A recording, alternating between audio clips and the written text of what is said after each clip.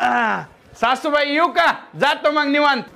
जावई बापू जपून जावा, पोचल्यास मला फोन करायला विसरू नका बघा. बरं ऐका की जेवण कसं झालं होतं? मटण?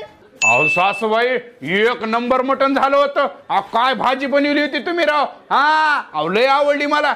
अहो पण मी 2 दिवस इथंच होतो तेव्हा मला मटण करून खाऊ घातलं ना. आज जाताना कसं काय मटण केलं तुम्ही?